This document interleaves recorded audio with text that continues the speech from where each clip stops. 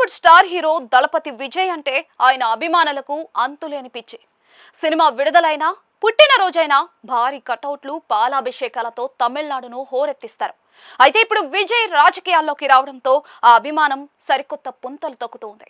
ఎన్నికల వేళ ఓ అభ్యర్థి చేసిన పని ఇప్పుడు అందరినీ ఆశ్చర్యానికి గురి చేస్తుంది.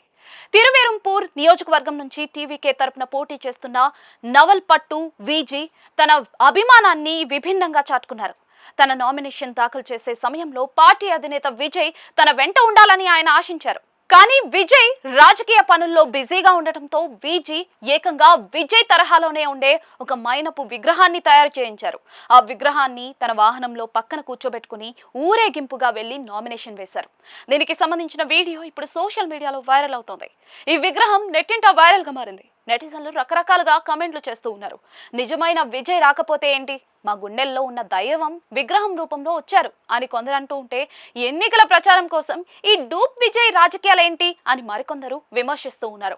మరోవైపు విజయ్ తన సినీ కెరియర్ కు గుడ్ బై చెబుతూ నటిస్తున్న చివరి చిత్రం జననాయగన్ విడుదల కోసం అభిమానులైతే కళ్ళు కాయలు కాచేలా ఎదురు చూస్తూ ఉన్నారు.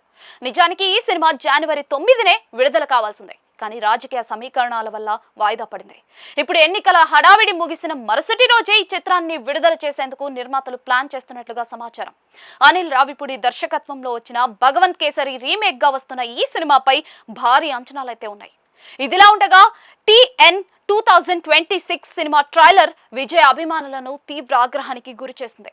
విజయ్ మేనరిజమ్స్, హెయిర్ స్టైల్ ను కాపీ కొట్టారని ఉమాపతి, తంబి రామయ్యలపై ఫ్యాన్స్ అయితే విమర్శలు కురిపిస్తూ ఉన్నారు. మరోవైపు ఎన్నికలకు కేవలం 13 రోజుల ముందు రాజకీయ నేపథ్యం ఉన్న TN 2026 చిత్రాన్ని విడుదల చేయవద్దని మద్రాస్ హైకోర్టులో అప్పీల్ దాఖలైంది. ఈ వివాదాలు సినిమాకు ఉచిత ప్రచారాన్ని కల్పిస్తున్నాయని సినీ విశ్లేషకులు భావిస్తూ ఉన్నారు. మొత్తానికి అటు రాజకీయాల్లో ఇటు వెండితెరపై విజయ్ నామస్మరణ అయితే తమిళనాడులో మారుమోగిపోతోంది. ఎన్నికల సంఘం ఈ సినిమాల విడుదలపై ఎలాంటి నిర్ణయం తీసుకుంటుందో వేచి చూడాల్సిందే.